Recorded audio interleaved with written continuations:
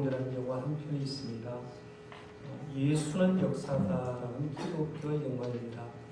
지난 목요일 그 영화 시사의 초대를 받아서 이 영화를 봤습니다만은 이 영화는 리 스트로벨이 쓴 예수는 역사다라는 책을 원작으로 해서 만들어진 영화입니다. 주인공인 리 스트로벨은 미주리 대학교에서 저널리즘을 전공하고요. 예일대 법학대학원에서 법학 박사학위를 받은 다음에 시카고 트리뷴 신문사에 최연소 신입 기자로 입사를 하게 됩니다. 입사 후에 14년 동안 그는 승승장구하게 되고 기자 모두가 부러워하는 언론인상을 받으면서 회사에서 인정받게 됩니다. 가정도 부러울 것이 남 부러울 것이 없을 만큼 굉장히 행복한 가정을 꾸렸습니다. 사랑하는 아내와 결혼해서 예쁜 딸아이를 하나 키우고 있고요. 뱃속에도 아이를 임신해서 굉장히 행복한 가운데 살고 있었습니다. 한 번은 온 가족이 이제 외식을 했습니다. 딸아이와 함께 외식을 했는데 외식을 하면서 이제 굉장히 음식을 잘 먹고 있는데 아이가 저기 사탕을 파는 그 사탕 기계에다가 사탕을 좀 사 먹었으면 좋겠다라고 해서 동전을 아버지한테 달라고 해서 사탕을 먹게 됩니다. 아버지 어머니 별 생각 없이 그냥 친구만 보는데 이 사탕을 먹었던 아이가 그만 사탕이 들어가서 기도를 막아버린 거죠. 아이를 키우다 보면 깜짝 놀랄 때가 많잖아요. 그런데 그 예쁜 딸아이가 사탕이 목에 들어가서 딱 걸렸고 기도에 막히고 숨을 못 쉬니까 순식간에 얼굴이 하얘지기 시작합니다. 그리고 걷지 못하고 그 자리에서 쓰러지게 됩니다. 딸아이가 숨이 멈춰지고 딸아이가 넘어지는 것을 보면서 이 아버지 어머니가 깜짝 놀랍니다. 소리를 지릅니다. 사람들에게 911을 좀 불러달라고 얘기하고 주변에서 도와줄 사람이 있으면 도와달라고 요청하는 사이에 벌써 아이는 하얗게 사람이 변해갑니다.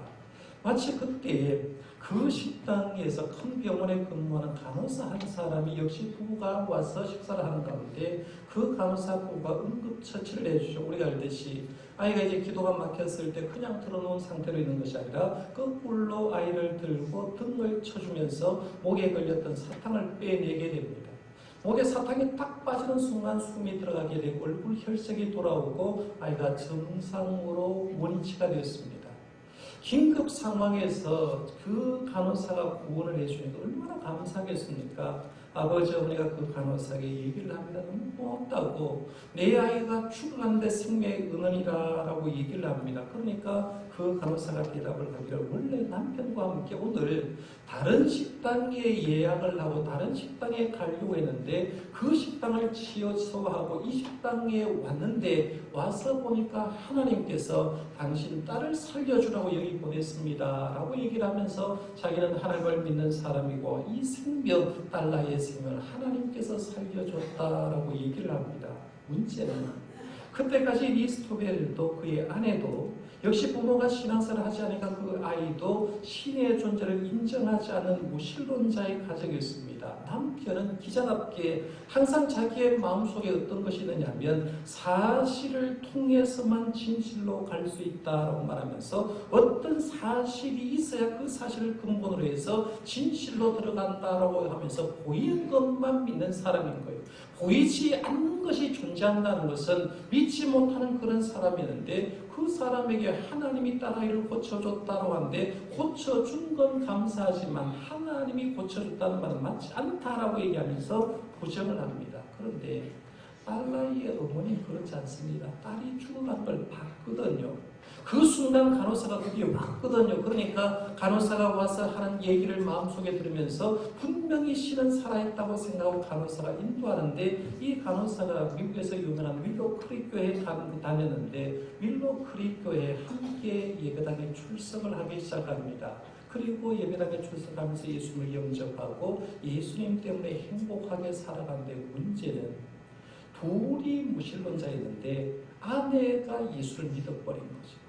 남편은 신문사 기자로서 사실이 아닌 건 믿지 않은데 아내가 예수를 믿고 빠져보니까 남편이 기가 막혀 합니다. 우리가 한국에도 마찬가지잖아요. 아내가 믿음 생활 잘하게 되면 남편이 믿음 없는 사람이 이 아내가 이단에 빠진 건 아니냐라고 하면서 그 교회를 알아보고 신앙생활을 굉장히 방해하듯이 이 리 스트로벨도 아내를 그동안 끝까지 사랑했는데 신앙생활을 하는 순간에 그 아내를 무시하기 시작합니다. 아내를 괴롭힙니다. 아내를 바보 취급하는 겁니다. 그러면서 저 어리석은 아내를 어떻게든지 교회에서 끄집어내야 되는데 어떻게 할까라고 생각하다가 아내가 믿고 있고 기독교인이 믿고 있다는 예수님이 얼마나 허무한지 허구인지 성경이 얼마나 허구인지 예수님의 십자가 부활 사건이 얼마나 허구인지 그것을 내가 밝혀야 되겠다라고 생각하고 아내 모르게 철저하게 공부를 하기 시작합니다. 장장 2년의 기간을 기독교에서 파기 시작합니다. 이 사람이 세 가지를 파는데 하나는 기록을 검토하는 거죠. 예수 믿는 사람들 보니까 성경을 하나님의 말씀이라고 얘기하는데 성경이 어떻게 하나님의 말씀이냐라고 말하면서 고고학자를 만나면서 성경이 어떻게 사본으로 구성되어 있는데 성경이 하나님의 말씀이 될 수 있냐라고 말하면서 성경이 하나님의 말씀이 아닌 걸 연구를 하는 거예요. 예수님이 어떻게 하나님의 아들이 될 수 있느냐를 분석하게 되고 그리고 예수님의 죽으심이 진짜 예수님이 죽었는지 예수님이 죽었다가 3일 만에 부활하셨다고 얘기하고 부활하신 예수는 500명이나 일시 봤다라고 얘기하는데 그것이 어떻게 가능한 일이에요. 말도 안 되는 소리 하지 말라면서 당시에 가장 유명했던 고고학자를 찾아갑니다. 심리학 박사를 찾아가고요. 의학 박사를 찾아가서 주님의 죽으심에 대해서 규명하기 시작합니다. 그래서 자기도 연구하고 있는 놀라운 학자들을 만나면서 입증하려고 부단히 노력하는데 모든 것을 연구하면 연구할수록 어떤 것이 드러나냐면 성경이 허구라고 연구를 자꾸 해보니까 성경이 하나님의 말씀이라는 게 믿어지는 거, 느껴지는 거예요. 예수님의 십자가, 예수님의 부활에 대해서 얘기하는 것이 부정이라고 얘기를 하는데 그것을 통해서 자꾸 느껴지는 게 뭐냐면 사실인 것이 입증되는 겁니다. 더 혼란스러워지는 겁니다. 분명히 아니어야 되는데 2년 동안 연구해 본 결과 자꾸 것이 사실로 규명되니까 도대체 하나님이신 예수님이 왜 십자가에 돌아가셨는가? 십자가에서 예수님이 왜 죽었는가? 이유가 도대체 뭐냐는 거예요. 그런 의문을 갖고 살았습니다. 그렇게 연구하는 사이에 평소에 자기 아버지하고 관계가 단절된 집입니다. 우리가 부모와 관계가 좋은 집도 있지만 관계가 단절된 굉장히 힘든 집이 있는데 이 리스토벨도 아버지와 관계가 단절되었습니다. 아버지가 그런데 돌아가셨어요. 아무리 불효자도 아버지 돌아가시니까 이제 장례식을 치를 것 아닙니까? 그래서 장례식을 다 치르고 장례식이 끝난 다음에 아버지 집에 가서 아버지의 유품 하나를 보는데 유품 하나를 보면서 이 리스토벨이 눈물을 펑펑 흘립니다. 자기가 그동안 생각했던 아버지는 사랑도 없고요. 정도 없고요.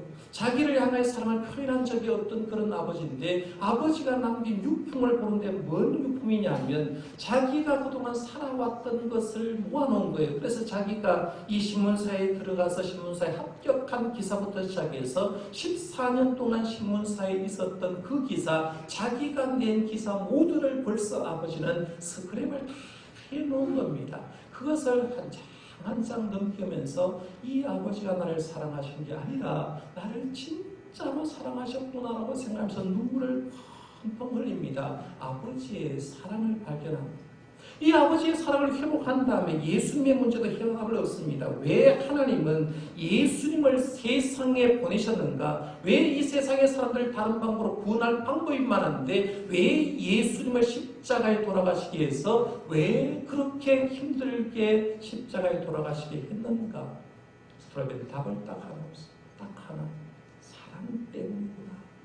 하나님의 사랑 때문에 그 사랑 때문에 우리를 살리려고 예수님을 십자가에 돌아가시게 했고 그 십자가에 돌아가신 예수님은 하나님의 사랑 가운데 부활을 했다라는 하나님의 사랑을 발견합니다. 위대한 발견하는데 오늘 하나님께서 우리 주신 시편 116편 기자도 하나님에 대해서 위대한 발견을 했습니다. 오늘 말씀 가운데 이제 19절 말씀을 읽었습니다만 5절 말씀에 보면 시인이 발견한 하나님에 대해서 이렇게 소개합니다. 5절에 보면 여호와는 은혜로우시며 의로우시며 우리 하나님은 긍휼이 많으시도다 라고 했습니다. 우리가 성경에 보면 하나님에 대해서 이런 얘기가 굉장히 많은데요. 이 고백은 지금 시인이 성경을 보고 하는 내용이 아닙니다. 그저 독백처럼 읊조리는 말이 아니라 자기의 삶 속에서 굉장히 고민하다가 하나님의 은혜를 발견하고 그 다음에 고백하는 말이 뭐냐면 여호와는 은혜로우신 분이구나. 하나님은 의로우신 분이고 하나님은 긍휼이 많으신 분이다라고 고백을 하는 겁니다. 오늘 시편은 표제가 있습니까 없습니까? 시편 166편 앞에 보면 시의 제목이 없습니다. 그렇죠? 누가 썼다라는 말도 없어요. 어떤 상황에 썼는지도 모릅니다. 분명합니다. 이 시는 누가 쓴 시도 모릅니다. 어떤 표제, 어떤 상황 속에서 썼는지 모르지만 우리는 추정을 해볼 수가 있습니다. 이걸 가만히 보면서 구약시대에 이렇게 어려움을 겪다가 살아난 사람이 누굴까라고 추정해 볼 수가 있고요. 그 다음에는 이런 시구를 보면서 이런 시를 쓸 만한 사람이 누군가를 추정해 볼 수가 있는데 추정을 해보면 학자는 두 사람을 언급합니다. 하나는 다윗이 이 시를 썼을 거다. 다윗이 압살롬에 의해서 죽을 위기를 겪고 거기서 다시 한번 구원을 받아 쓴 시가 이 시일 거다라고 추정하면서 시편 116편 저자는 다윗일 거다라고 얘기하는 사람이 있습니다. 또 한 사람, 어떤 학자들은 히스기야 왕이 이것을 썼을 거다. 히스기야 왕은 생명의 위기가 있을 때 하나님께 기도해서 15년 생명을 연장받고 그 감사하는 마음으로 이 시를 썼을 거다라고 추정합니다. 그러니까 시편 116편은 대체적으로 다윗이 쓴 시거나 히스기야 왕이 쓴 시라고 추정합니다. 물론 정확하게는 모릅니다. 왜 이렇게 추정하느냐 하면 시인의 상황을 보는 정황을 한번 보세요. 오늘 본문에 보면 시인의 상황을 보여주는 몇 구절이 있는데요. 3절 말씀만 보세요. 3절에 사망의 줄이 나를 두르고 소울의 고통이 내게 이름으로 내가 환난과 슬픔을 만났을 때라고 합니다. 8절 말씀으로 넘어가서 내가 주께서 내 영혼을 사망해서 8절입니다. 내 눈을 눈물에서 내 발을 넘어짐에서 건지셨나이다 했어요. 10절 말씀으로 넘어가서 내가 크게 고통을 당하였다고 말할 때도 나는 믿었도다라고 했습니다. 이 말씀 세 구절을 잘 분석해보면 이 시인은 육신적인 고통으로 지금 힘들어가고 있어요. 그런데 육신적으로 고통으로 힘들게 함과 동시에 영적으로 굉장히 다운되어 있는 영적인 고통을 당했다는 걸 보게 됩니다. 일반적으로 사람들은요, 영과 육을 분리해서 생각하고 말하는 사람이 많습니다. 예를 들면 이런 거죠. 병원에 환자가 있어서 신방을 갑니다. 집에서 혹은 아픈 사람이 있어서 신방을 갑니다. 몸이 아픈 사람에 우리는 건강한 사람이 쉽게 얘기합니다. 딴거 할 것 없지. 기도해. 라고 얘기해요. 아픈 사람 앞에 가가지고 다른 말 하지 않고 그냥 말 툭툭 뱉으면서 아플 때 할 것 없으니까 기도해. 병 낫기 위해서 기도해라고 얘기합니다. 근데 여러분 한번 생각해봐요. 여러분이 독감에 걸렸어요. 독감에 걸려서 2박 3일 동안 내가 안 아팠다라고 얘기할 때 내가 독감에 걸렸을 때 그때 기도할 형편이 됩니까? 안 됩니까? 내가 독감에 걸리고 열이 39도 40도 올라가면요 기도 잘 안 됩니다. 왜냐하면 사람은 영과 육이 분리되어 있는 것처럼 사실은 몸이 아프면 영도 함께 아프게 되거든요. 그냥 몸이 아픈 사람은 기도 잘 못하게 됩니다. 토사광난을 만났다고 한번 생각해 보세요. 어떤 음식을 잘못 먹었는데 입으로 토하고 설사하고 막 굉장히 힘든데 그 힘든 사람한테 가가지고 기도해라고 얘기를 하면 그것이 과연 맞는 말일까? 맞지 않다는 얘기입니다. 그때는 우리가 해드릴 게 병원에 가서 딴소리 할 필요가 없어요. 힘들지 손잡아주고 위로해주고 하나님이 이렇게 성질과 용기를 주고 그리고 그 영혼에서 우리가 건강한 사람이 주고 기도해 주는 게 이게 한 일인 거예요. 우리가 그것만 하면 되는 겁니다. 책임은 하나님 지시는데요. 오늘 본문의 시인의 경우도 한번 보세요. 얼마나 힘들었을까. 제가 아까 3절, 8절, 10절 말씀했는데 그 고통, 몸의 고통, 영혼의 힘들었던 고통을 이런 표현하잖아요. 3절에 보면 사망의 줄이란 말이에요. 사망의 줄. 스올의 고통, 지옥의 고통을 얘기합니다. 환난과 슬픔이란 말을 하고 있고요. 8절 말씀에 보면 사망이란 단어가 등장하고 눈물이란 단어가 등장하고 넘어짐이란 단어가 등장합니다. 10절 말씀에 가니까 고통이란 말을 합니다. 내가 인생을 살아가는데 육신이 이렇게 힘들다고 생각해봐요. 영적으로 이렇게 힘들다고 생각해봐요. 이렇게 힘든 상황이면 얼마나 힘들까. 병원에 갔는데 3개월 남았네요. 라는 소리를 들었다고 했어요. 목회자가 신방을 갔는데 목회자가 더 이상 희망 없네요. 천국 준비하세요. 라고 얘기를 했다고 생각합니다. 중환자실에 가서 중환자가 시각을, 생명의 시각을 하면서 심장박동기를 닳고 심장박동수가 80에서 60부터 시작해서 천천히 내려가서 어느 순간 제로 삐라고 소리를 내면서 심장이 멎는 순간을 한번 생각해 보라고. 내가 지금 아파서 견딜 수가 없습니다. 내가 힘들어서 견딜 수가 없습니다. 그러면 일반적인 사람일 경우에는 포기해버립니다. 끝났구나. 포기합니다. 그런데 오늘 본문의 시인은 3절, 8절, 10절에 그렇게 고통을 당하면서도 그 상황에서 뭘 하느냐 하면 기도하기 시작합니다. 4절 말씀 보세요. 내가 여호와 이름으로 기도하기를 여호와여 구하오니 내 영혼을 건지소서 하였도다 라고 했습니다. 내가 여호와의 이름으로 기도하기를 여호와여 구하오니 내 영혼 좀 살려달라고 간절히 기도합니다. 제가 이미 말씀드렸습니다만 일반적인 사람은요, 몸과 영혼이 하나이기 때문에 몸이 아프면 영이 기도하기가 굉장히 어렵습니다. 그러나 다 그런 건 아닙니다. 몸이 아파도 기도하는 사람이 있습니다. 누가 기도할까요? 한번 생각해 보세요. 우리가 기도가 살아있고 내가 진짜 기도하기 힘든데 힘든 환경에서 분명히 기도하는 사람이 있습니다. 그 사람은 누구냐면 우리가 신앙생활 할 때 저는 느끼기를 참 신앙인과 평범한 신앙의 차이가 그거 아닐까? 내가 참 신앙인이라면 평범할 때도 기도하지만 그것이 노하우가 돼서 내 삶의 절체절명의 순간에도 참 신앙은 기도할 거고 평범한 신앙인은 좋을 때는 기도하지만 내 삶의 절망일 때 기도하지 못할 거랍니다. 기도로 단련된 성도와 기도로 단련되지 못한 성도의 차이가 그거 아닐까요? 기도가 단련된 사람은 어떤 환경에도 기도합니다. 그러나 기도가 단련되지 못한 사람은 조금만 어려우면 기도하지 않습니다. 성경에 나온 인물들을 한번 보십시오. 성경에 나온 인물들은 기도로 단련한 사람이기 때문에 어떤 상황에도 기도하는 사람이었던 걸 봅니다. 기도에 습관이 들어있는 사람과 기도에 습관이 들어있지 않는 사람의 차이가 바로 그런 차이라고 볼 수가 있는데요. 우리가 왜 기도를 평소에 습관을 들어야 되고 기도가 단련되어야 하냐면 평상시는 잘 모르거든요. 내가 진짜 어려울 때 기도로서 단련된 사람만이 그때 기도하는 줄 믿으시길 바랍니다. 그래서 우리가 기도에 단련하고 기도가 습관화되어야 되는 거예요. 그럴 때 이런 사람이 남들 볼 때는 기도하지 못하는데 그 상황에서 무릎 꿇고 하나님께 기도하고 있다는 거예요. 오늘 시편 기자가 바로 그런 사람입니다. 몸도 절망이요, 영혼도 절망해서 하나님께 기도하기를 시작하니까 기도했더니만 하나님이 들어주는 거예요. 1절 말씀부터 한번 보세요. 기도의 응답 얘기를 합니다. 1절에 여호와께서 내 음성과 내 간구를 들으심으로라고 했어요.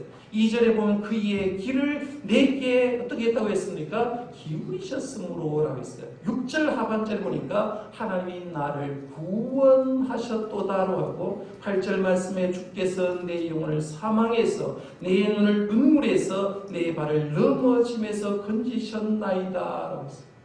우리가 신앙생활하면서요, 우리도 절체절명의 어려움 가운데지만 하나님께 기도했을 때 이런 응답받는 역사가 있기를 바랍니다. 인간적으로 도저히 불가능한 상황이었는데 하나님께 기도했더니만 불가능한 상황을 가능한 상황으로 돌려주는 걸 체험하시기를 바랍니다. 의사들은 병원에 가니까 불가능하다고 얘기합니다. 약을 먹어야 된다고 얘기합니다. 그런데 그 질병 문제를 가지고 하나님께 기도할 때 하나님께서 고쳐주는 걸 경험하시기를 바랍니다. 물질 문제로 꼬이고 꼬여서 도저히 해결 불가능할 때 하나님께 기도함으로 물질 문제도 해결함을 경험할 수 있기를 바랍니다. 기도에 무기가 있다는 얘기예요. 오늘 시인은 기도해서 회복되었거든요. 회복된 다음에 위대한 발견을 합니다. 그것이 바로 5절의 고백입니다. 여호와는 은혜로우시며 의로우시며 우리 하나님은 긍휼이 많으시도다라고 고백을 하는 겁니다. 저는 우리의 삶에도 이런 고백이 있기를 바랍니다. 그냥 성경에 말하는 게 아니라요, 내 삶 속에서 하나님께 기도하고 하나님을 만나는 그 하나님, 하나님은 너무 좋으신 분이야. 하나님은 은혜로우신 분이야. 하나님은 의로우신 분이야. 하나님은 긍휼이 많으신 분이야. 우리의 입에도 이런 발견을 할 수 있기를 바랍니다. 미스터 벨이 예수님의 부활을 부정하려고 그렇게 연구를 했는데 결국에는 발견한 게 뭐예요? 주님의 십자가, 주님의 부활에 하나님의 사랑을 발견한 거예요. 그러면서 하나님은 사랑이시다라는 걸 깨닫게 되는 겁니다. 오늘 시인은 이런 위대한 발견을 했습니다. 하나님은 은혜로우시고 의로우시고 우리 하나님은 긍휼이 많으시다라고 했는데요. 위대한 하나님을 발견하고 시를 딱 마치지 않았습니다. 오늘 말씀해 보세요. 시인은 위대한 발견을 한 다음에 그 다음에 뭐라고 하냐면 위대한 고백을 이어집니다. 12절 말씀입니다. 12절에 내게 주신 모든 은혜를 내가 여호와께 무엇으로 보답할까? 내게 주신 모든 은혜를 내가 여호와께 무엇으로 보답할까? 여러분 신앙생활하면서 이런 고민 좀 해본 적 있습니까? 우리 신앙생활에서 하나님께 달라고는 많이 하잖아요. 그렇죠? 사업이 잘 되고 건강 달라고 가정의 식구들이 잘 되고 자녀가 잘 되고 좋은 대학 가도록 그런 기도를 굉장히 많이 하고 응답받는데 응답받은 다음에 하나님께 하나님 내게 주신 이 모든 은혜를 내가 여호와께 어떻게 보답하겠습니까? 어떻게 보답하겠냐고 이런 고백들 이걸 가지고 한번 고민해 본 적이 있냐는 거예요. 오늘 맥주 감사절 아마 이름이 준비하면서 지난 6개월 동안 하나님이 우리 가정에 베푸신 은혜가 많은데 내가 이 모든 은혜를 어떻게 하나님께 보답할까 이런 고민해 본 적이 있습니다. 가정에 좋은 일이 있었던 분들은 분명히 이 가정에 좋은 일을 있게 해주는 분이 하나님인데 이 하나님께 내가 무엇으로 보답할 수 있을까? 우리 교회 직분자들 한번 생각해봐요. 상반기 피택된 17분들 한번 생각해봐요. 하나님이 나를 이렇게 귀하게 써주고 나를 이렇게 인정했는데 내게 주신 주님의 은혜를 내가 어떻게 하면 보답하겠습니까? 이런 고백을 한번 해보신 적이 있냐는 고민을 해보신 적이 있냐는 우리의 부족함 여기 있는 거 아니에요? 우리의 부족함 하나님 알아요. 하나님 사랑의 하나님입니다. 은혜의 하나님입니다. 의로우신 하나님입니다. 하나님은 긍휼이 많으신 분이다. 그뿐만 아니라 모든 것이 하나님께 왔다는 걸 압니다. 문제는 내가 건강한 것도 하나님이고 자녀가 잘된 것도 직분받은 것도 사업이 잘된 것도 하나님의 것이라는 걸 하나님 때문에 아는데 거기서 땡! 끝! 맞춰버려요. 하나님께 받은 것으로 딱 땡겨버리고 맞춰버릴 때가 많다는 거예요. 그런데 오늘 시인은 그렇지 않았습니다. 내게 주신 모든 은혜를 내가 여호와께 무엇으로 보답할까라고 하면서 하나님께 위대한 고백을 하기 시작합니다. 그리고 내 삶에서 할 수 있는 걸 이제 고백을 하면서 썼는데요. 오늘 시인이 하려고 했는 거 한번 보세요. 13절 말씀부터 쭉 보면 제가 메시지로 정리를 해보면 이렇습니다. 13절에 구원의 잔을 높이 든다고 했어요. 내가 하나님의 이름으로 기도한다. 이 말은 하나님을 찬송하겠습니다. 이런 뜻이에요. 14절에 보면 서원을 여호와께 갚겠다고 해서 하나님 날 고쳐주면 이런 것을 하겠다고 서원했겠죠. 그러면 이 서원을 여호와께 갚겠다라고 합니다. 17절 말씀에 보면 감사제를 하나님께 드리겠다. 하나님께서 나를 구원해 주셨기 때문에 하나님께 나는 감사제를 드리겠다고 했어요. 하나님이 베푸신 은혜 다 갚지 못하지만 최선을 다해서 내가 하나님께 감사하고 찬양하고 영광을 돌리는 삶을 살겠습니다라는 이런 고백을 했습니다. 제가 서론에 말씀드렸던 리스트벨도 그렇습니다.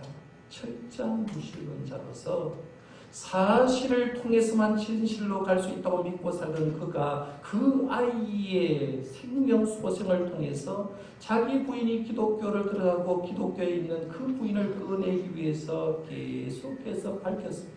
성경에 대해서 성경의 허물한 걸 밝히고 싶어 했고요. 예수님과 예수님의 십자가의 부활을 분석하면서 허구라고 생각했는데 그 모든 것을 연구한 결과는 허구가 아니라 다 진실이라는 것입니다. 성경이 진실이고 예수님의 십자가 사건이 진실이고 예수님의 부활은 명백한 부활이고 그 십자가 사건 속에는 하나님의 사랑이 있다는 걸 깨닫게 됩니다. 깨달은 다음에 어떻게 했을까? 2년 세월 동안 아내를 박해했거든요. 아내를 괴롭혔거든요. 사랑의 사원이 속 멀었습니다. 그렇던 스트로벨이 집으로 돌아옵니다. 집으로 돌아와서 아내가 솔직하게 얘기합니다. 지난 2년 동안 내가 한 거, 당신이 믿음 생활한 게 잘못된 걸 생각하고 거기서 끄집어내기 위해서 진리를 밝히려고 노력했다. 성경이 허무인 걸 밝히려고 했고, 예수님의 십자가 사건이 허무인 걸 밝히려고 했고, 예수님의 부활이 허무인 걸 밝혀내려고 했는데, 결론적으로 얻은 건 하나님은 사랑하시는 분이구나. 하나님 사랑이시고, 나 그 하나님의 사랑을 믿기로 했다. 아내가 신랑이 그렇게 얘기하는 걸 듣고 이제는 아내가 눈물을 펑펑을 교회 가서 내가 하나님을 사랑한다고 믿는다고 고백하겠다라고 하니까 아내가 하는 말이, 교회는 가야 되는 게 아니라 우리 둘이가 교회니까 여기에서 하나님을 영접하는 기도를 하자라고 해서 거실에서 무릎을 꿇고 하나님 아버지라고 고백하면서 영접을 하게 됩니다. 영접한 다음에 자기가 연구한 예수는 분명히 역사적인 사건이라는 걸 알고 신문사에, 자기가 다니는 신문사에 기사를 만들어가지고 투고를 하려고 하지만 신문사에는 허락하지 않습니다. 특정 종교이기 때문에 허락할 수가 없다고 하니까 아내가 하는 말이, 그러면 당신이 연구한 예수님에 대해서 책을 내면 어떻겠냐라고 얘기해서 책을 남긴 게 책 제목이 예수는 역사다라는 책입니다. 이 예수는 역사라는 책을 써서 전 세계 1,400만 부 이상이 발행이 되는 거예요. 1,400만 부 이상이 발행한 기록을 남겼는데, 이후에 리스토벨은 신문사를 그만두고 신학을 공부해서 1987년부터는 미국에서 유명한 윌로 크릭 교회 스태프를 거쳐서 교육 목사로 사역했고요. 2000년부터는 세들백 교회 목회자로 열심히 사역하면서 지금도 수많은 책을 써서 사람 구원하는 영혼 구원에 굉장히 노력을 하고 있다. 저는 오늘 리스토벨의 삶과 시편 말씀을 통해서 우리 성도는 두 가지를 분명히 했으면 좋겠습니다. 하나는 내가 진짜 예수를 믿는다고 하면, 내가 진짜 하나님을 믿는다고 하면 위대한 발견 좀 하잖아요. 성경에서 말하는 것이 아니라 내 삶이 어렵고 힘들고 이 삶 속에 아무리 바쁘더라도 내가 믿고 있는 하나님 어떤 분인지, 최소한 내가 믿고 있는 하나님을 누가 물었을 때 툭 쳐서 하나님은 은혜로우신 분이야, 하나님은 사랑이 많으신 분이야, 하나님은 긍휼이 많으신 분이야, 프레벨처럼 하나님 사랑이지, 하나님은 긍휼이 많으신 분이지.